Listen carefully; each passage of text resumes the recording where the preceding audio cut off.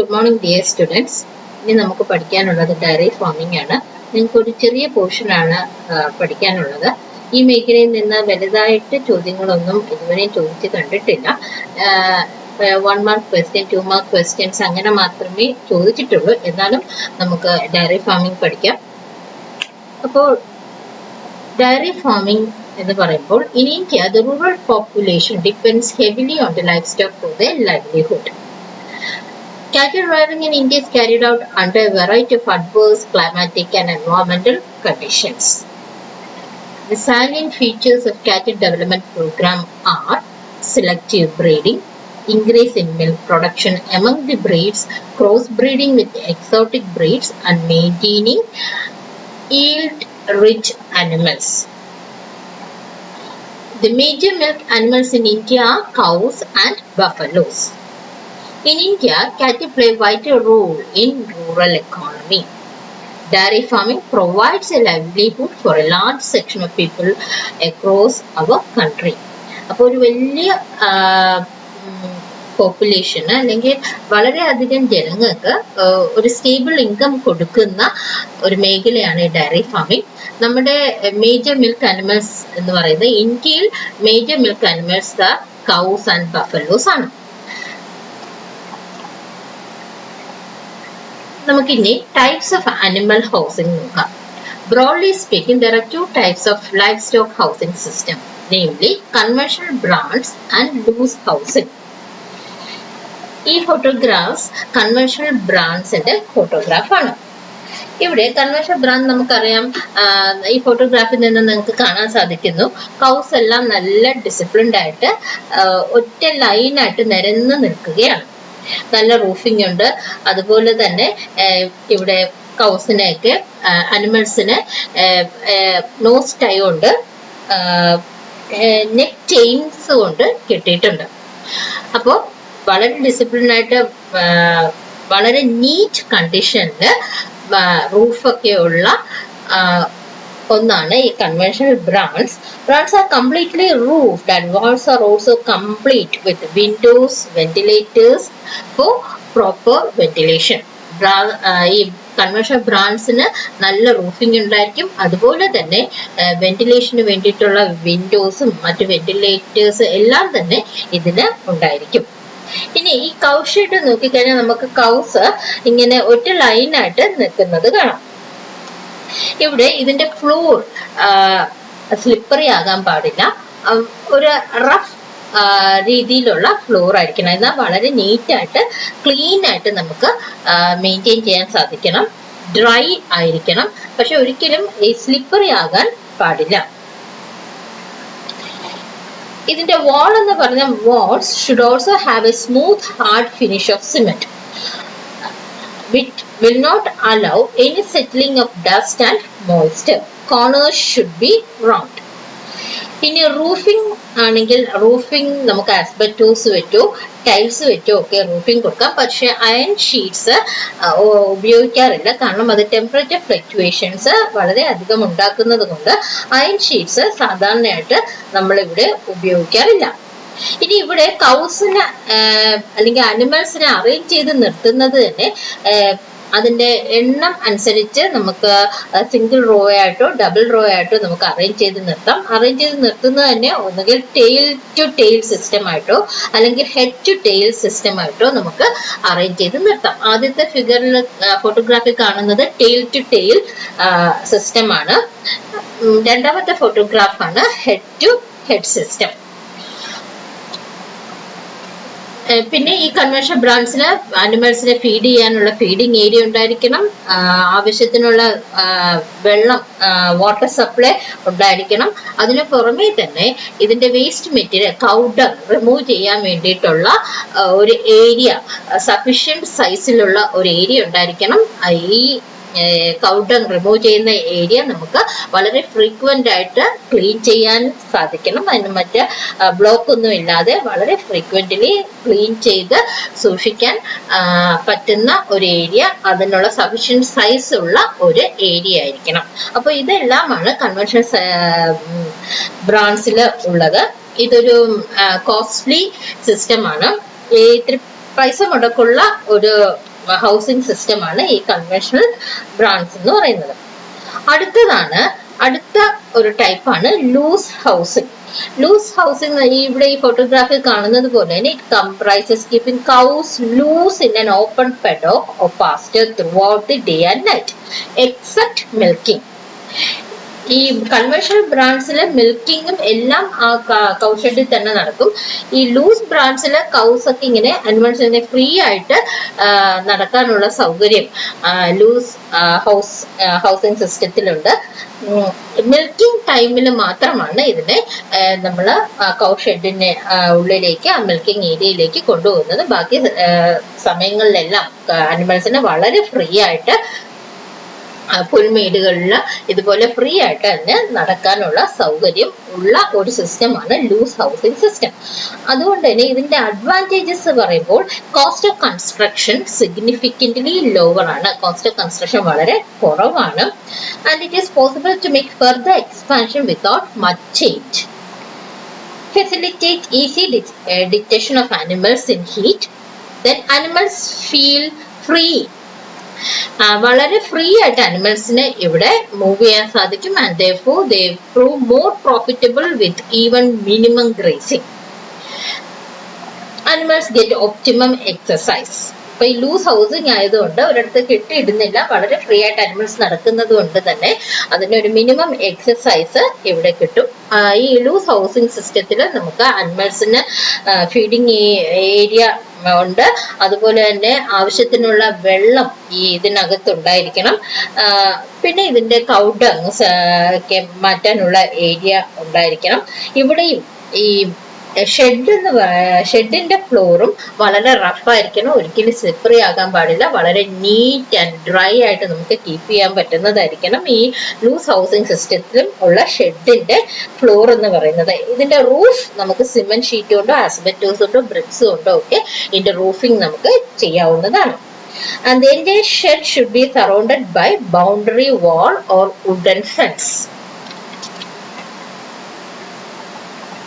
ഇതാണ് loose housing. ഇനി advantages of dairying എന്തൊക്കെയാണ്? ഡയറിങ്ങിന്റെ ഡയറി മേഖലയിലുള്ള അഡ്വാൻറ്റേജസ് എന്തൊക്കെയാണെന്ന് നോക്കാം. നമുക്കറിയാം it provides A stable income. ഒരു സ്റ്റേബിൾ ഇൻകം ഫാമേഴ്സിന് കൊടുക്കുന്ന ഒരു മേഖലയാണ് ഈ ഡയറി ഫാമിംഗ്. പശുവിൽ നിന്ന് നമുക്ക് പാല് കിട്ടും, ഇനി മീറ്റ് കിട്ടും. ഇതിന്റെ ബോൺസ്, പശുവിന്റെ ബോൺസ് നമുക്ക് ബോൺ മീലായിട്ട് ഉപയോഗിക്കുന്നുണ്ട്. അതിന്റെ ലെതർ, സ്കിൻ ലെതറായിട്ട് ഉപയോഗിക്കുന്നുണ്ട്. അപ്പോൾ എനിവേ ഒരു സ്റ്റേബിൾ ഇൻകം പ്രൊവൈഡ് ചെയ്യുന്ന ഒരു മേഖലയാണ് ഈ ഡയറി ഫാമിംഗ്. കൗവിൽ നിന്നുള്ള ഇൻകം ആണ് പറഞ്ഞത്. ഡയറി ഫാമിംഗ് റൗണ്ട് ഇയർ ഒരു സ്റ്റേബിൾ ഇൻകം പ്രൊവൈഡ് ചെയ്യുന്നുണ്ട്. Dairy production and income are distributed throughout the year. Then dairy production improve the family diet and reduces food cost. ദിവസവും പാല് കിട്ടുന്നുണ്ട്. പാല് എന്ന് പറയുന്ന ഒരു ബേസിക് മിൽക്ക് എന്ന് പറയുന്ന ബേസിക് ഫുഡാണ്. റിച്ച് ഓഫ് പ്രോട്ടീൻസ്, പ്രോട്ടീനീഷ്യസ് ഫുഡാണ് milk. So dairy production improve the family diet and also it reduces food cost. Milk is a basic food. Then it increases the soil fertility. Cow dung ഒരു മികച്ച മെനുവറാണ്. അപ്പൊ it increases dairy farming, it increases the soil fertility. അപ്പൊ ഇതൊക്കെ diary ഫാമിങ്ങിന്റെ ചില ഏതാനും കുറച്ച് advantages ആണ് ഇവിടെ പറഞ്ഞിരിക്കുന്നത്. Round the year stable income provide ചെയ്യുന്നുണ്ട്. കൗവിൽ നിന്ന് തന്നെ പ്രോഡക്ട്സ് നമ്മൾ നോക്കിക്കഴിഞ്ഞാൽ മിൽക്കിന്റെ പ്രോഡക്ട്സ് നമ്മൾ നോക്കിക്കഴിഞ്ഞാൽ ബട്ടർ ഉണ്ട്, ഗീസ്, നെയ്യുണ്ട്, പിന്നെ മോര് നമുക്ക് അതിൽ നിന്ന് മിൽക്കിൽ നിന്ന് എടുക്കാൻ പറ്റും. സോ വളരെയധികം പ്രയോജനമുള്ള ഒരു പ്രോഡക്റ്റ് ആണ് മിൽക്ക്. റിച്ച് പ്രോട്ടീനീഷ്യസ് ഫുഡാണ്. Then this dairy production improve the family diet and reduces food cost, and it also dairy farming increases soil fertility. Cow dung ഒരു വലിയ ഫെർട്ടിലൈസർ ആണ്. So it increases the soil fertility.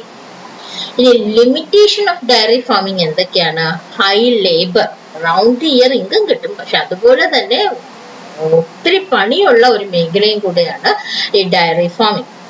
കൗസിന്റെ എണ്ണം കൂടുന്നതനുസരിച്ച് ജോലി ഭാരവും കൂടും. കൗസിനെ എല്ലാം രാവിലെ കുളിപ്പിക്കണം, അതിന് വൃത്തിയാക്കണം, കൗഡങ് റിമൂവ് ചെയ്യണം.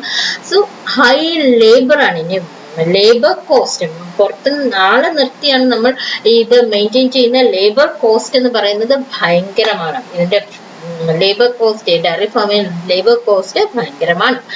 കാരണം നല്ലപോലെ പണിയുള്ള ഒരു ജോലിയുള്ള ഒരു ഏരിയ ആണ് ഈ diary farming. Then considerable capital is required. ഒരു ഫാം തുടങ്ങണമെങ്കിൽ, ഒരു കൗ ഫാം തുടങ്ങണമെങ്കിൽ ആദ്യത്തെ ഇനിഷ്യൽ ഇൻവെസ്റ്റ്മെന്റ് നമുക്ക് നല്ലൊരു എമൗണ്ട് ചിലവാകും. Considerable capital is required. ഒരു കൗ ഫാം തുടങ്ങാൻ നമുക്ക് നല്ലൊരു മുതൽ മുടക്ക് ആവശ്യമാണ്. ദെൻ കൗസിന് പലതരത്തിലുള്ള അനിമൽസിന് പലതരത്തിലുള്ള ഇൻഫെഷ്യസ് ഡിസീസസ് ഉണ്ടാകാനുള്ള സാധ്യതയുണ്ട്. അപ്പൊ അതെല്ലാം നമ്മൾ നല്ലതുപോലെ അനിമൽസിനെ പ്രോപ്പർ വാക്സിനേഷനും ബാക്കി ട്രീറ്റ്മെന്റും ഒക്കെ എടുത്ത് നല്ലതുപോലെ അനിമൽസിനെ നമ്മൾ സംരക്ഷിച്ചില്ല എന്നുണ്ടെങ്കിൽ ഒട്ടനവധി ഡിസീസസ് അനിമൽസിന് വരാൻ സാധ്യതയുണ്ട്. ദെൻ ഇന്ന് ഡയറി പ്രോഡക്ട്സിന് പലതരത്തിലുള്ള സബ്സ്റ്റിറ്റ്യൂട്ട്സ് ഇറങ്ങുന്നുണ്ട്. അതിന്റെ ഒരു ബെറ്റർ എക്സാമ്പിൾ ആണ് hydrogenated vegetable oils. It affects the profit of dairy enterprise. Hydrogenated vegetable oils, നമ്മൾ പ്യൂർ മിൽക്ക് ഉപയോഗിച്ചിരുന്ന പല സ്ഥലങ്ങളിലും ഇപ്പോൾ ഹൈഡ്രജനേറ്റഡ് വെജിറ്റബിൾ ഓയിൽസ് ഉപയോഗിക്കുന്നുണ്ട്. സോ ഡയറി പ്രോഡക്ട്സിന് പലതരത്തിലുള്ള സബ്സ്റ്റിറ്റ്യൂട്ട്സ് ഇപ്പോൾ ഇറങ്ങുന്നുണ്ട്. അതും ഈ മേഖലയെ വളരെ നെഗറ്റീവായിട്ട് ബാധിക്കുന്ന ഒന്നാണ്. Now choosing suitable dairy animals. എങ്ങനെയാണ് നമുക്ക് സ്യൂട്ടബിൾ ആയിട്ടുള്ള ഡയറി അനിമൽസിനെ നമ്മൾ ചൂസ് ചെയ്യുന്നത്? Difference in production in different dairy animals is due to several factors like inherent nature of cow and different feeding programs. നമ്മൾ സ്യൂട്ടബിൾ ആയിട്ടുള്ള ഡയറി അനിമൽസിനെ ചൂസ് ചെയ്യുന്ന ആദ്യത്തെ criteria എന്ന് പറയുന്നത് സെലക്ഷൻ ഓഫ് ബ്രീഡ്സ് ആണ്.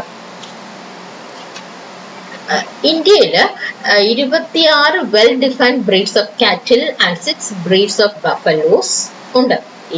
26 വെൽ ഡിഫൈൻഡ് ബ്രീഡ്സ് ഓഫ് കാറ്റിലും 6 breeds of ബഫലോസുമാണ് നമ്മുടെ ഇന്ത്യയിൽ ഉള്ളത്. These can be broadly classified into milk, draught and dual purpose breeds.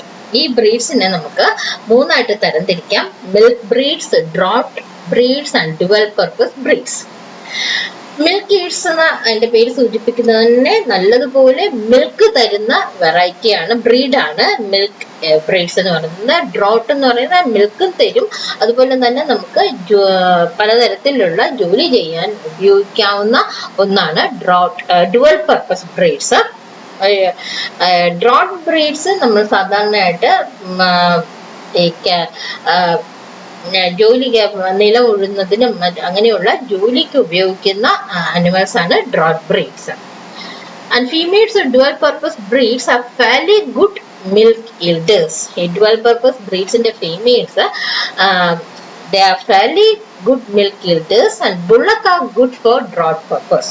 Bullock they are good for draught purpose. പിന്നെ കുറച്ച് എക്സാമ്പിൾസ് ആണ് മിൽക്ക് ബ്രീഡ്സിന്റെ എക്സാമ്പിൾ. നല്ല കുറച്ച് എക്സാമ്പിൾസ് സിന്ധി, സഹ്യവാൾ, ഗിർ, ഇതൊക്കെ മിൽക്ക് ബ്രീഡ്സിന്റെ എക്സാമ്പിൾ ആണ്. ഡ്രോട്ട് ബ്രീഡ്സിനുള്ള എക്സാമ്പിൾ മാൽവി, ബച്ചൂട്ട് എക്സെട്ര, ഇത് ഡ്രോട്ട് ബ്രീഡ്സ് ആണ്. Dual പർപ്പസ് ബ്രീഡ്സിന്റെ എക്സാമ്പിൾ ആണ് ഓങ്കോൾ, ഹരിയാന എക്സെട്ര. സോ സിന്ധി, സഹ്യവാൾ, ഗിർ ഇതെല്ലാം മിൽക്ക് ബ്രീഡ്സ് ആണ്. മാൽവി, ബച്ചൂർ ഡ്രോട്ട് ബ്രീഡ്സ് ആണ്. ഓങ്കോളും ഹരിയാനയും ഡുവൽ പർപ്പസ് ബ്രീഡ്സ് ആണ്. അടുത്ത ക്രൈറ്റീരിയ എന്ന് പറയുന്നത് പെഡിഗ്രി. പെഡിഗ്രി നമുക്കറിയാം. Pedigree it describe the ancestor of N animal and it is very helpful in selecting dairy cattle. നമുക്ക് പെഡിഗ്രിയിൽ നിന്ന് അവരുടെ ആൻസിസ്റ്റേഴ്സിനെ കുറിച്ച് അറിയാൻ സാധിക്കും. And this pedigree will provide not only the information about the productivity of the breed, but the other features such as disease resistance, how we can handle the animal. ഇതിനെ കുറിച്ചൊക്കെ നമുക്ക് ആ പെഡിഗ്രി നോക്കിക്കഴിഞ്ഞാൽ, അനിമലിന്റെ പെഡിഗ്രി നോക്കിക്കഴിഞ്ഞാൽ മനസ്സിലാക്കാൻ സാധിക്കും. Next is production records. ഓരോ അനിമൽസിന് ഇപ്പൊ നമ്മൾ പ്രൊഡക്ഷൻ റെക്കോർഡ്സ് മെയിൻറ്റെയിൻ ചെയ്യുന്നുണ്ട്. അത് എത്രത്തോളം പ്രൊഡക്ഷൻ, അല്ല മിൽക്ക് പ്രൊഡക്ഷൻ, രാവിലെ എത്ര മിൽക്ക് ഉണ്ടായിരുന്നു, വൈകുന്നേരം എത്ര മിൽക്ക് ഉണ്ടായിരുന്നു, ഓരോ അനിമലിന്റെയും പ്രൊഡക്ഷൻ റെക്കോർഡ്സ് വളരെ ഭംഗിയായി തന്നെ ഇപ്പൊ നമ്മൾ മെയിൻറ്റെയിൻ ചെയ്യുന്നുണ്ട്. ആൻഡ് ഈ പ്രൊഡക്ഷൻ റെക്കോർഡ്സ് വെച്ചിട്ട് registration of animals satisfying set of predetermined qualification done by Indian Council of Agriculture Research. അനിമൽസിന്റെ രജിസ്റ്റർ ചെയ്യുന്നുണ്ട്, കുറെ ക്യാരക്ടേഴ്സ് പറഞ്ഞിട്ടുണ്ട്. അപ്പൊ ഈ ക്യാരക്ടേഴ്സ് സാറ്റിസ്ഫൈ ചെയ്യുന്ന അനിമൽസിനെയൊക്കെ ഇപ്പോൾ Indian council of agriculture research registration നടത്തുന്നുണ്ട്. അപ്പൊ നമുക്ക് ഈ അനിമൽസിന്റെ ഒരു നല്ല റെക്കോർഡ്സ്, ഓരോ അനിമൽസിന്റെ ഒരു നല്ല റെക്കോർഡ്സ് ഇപ്പൊ നമ്മൾ സൂക്ഷിക്കുന്നുണ്ട്. ഓരോ സെപ്പറേറ്റ് ആയിട്ട് തന്നെ നമ്മൾ സൂക്ഷിക്കുന്നുണ്ട്. Next is physical appearance. ഈ ഫിസിക്കൽ അപ്പിയറൻസ് നമ്മൾ കാറ്റിൽ സെലക്ഷന് ഫിസിക്കൽ അപ്പിയറൻസിന് ഒരു നല്ല പങ്കുണ്ട്. ഈ ഫിസിക്കൽ അപ്പിയറൻസ് വെച്ചിട്ട് അതിന്റെ വിഗർ, നല്ല വിഗറുള്ള അനിമൽസ്, പിന്നെ impressive style, graceful walk, open nostrils, lean strong jaws, bright eyes, straight nose bridge, ഇതൊക്കെ some of the good physical appearance അല്ലെങ്കിൽ ഈ സെലക്ഷന് പറ്റുന്ന ഫിസിക്കൽ അപ്പിയറൻസ് എന്നെ കുറച്ച് എക്സാമ്പിൾ ആണ് ഞാൻ പറഞ്ഞത്. നല്ല impressive style, graceful walk and nostrils, വളരെ ഓപ്പൺ നോസ്ട്രൽസ് ആണെങ്കിൽ, lean strong jaws, bright eyes, ഈ തുടങ്ങിയിട്ട് കുറച്ച് അനവധി ഫിസിക്കൽ അപ്പിയറൻസ്, ഫിസിക്കൽ ക്യാരക്ടറിസ്റ്റിക്സ് പറഞ്ഞിട്ടുണ്ട് നല്ല അനിമൽസിന്. അപ്പൊ ഈ ഫിസിക്കൽ അപ്പിയറൻസ് ഒക്കെ നോക്കി അല്ലെങ്കിൽ ഈ ക്യാരക്ടറിസ്റ്റിക്സ് ഒക്കെ നോക്കിയിട്ട് നമുക്ക് നല്ല അനിമൽസിനെ സെലക്ട് ചെയ്യാൻ സാധിക്കും.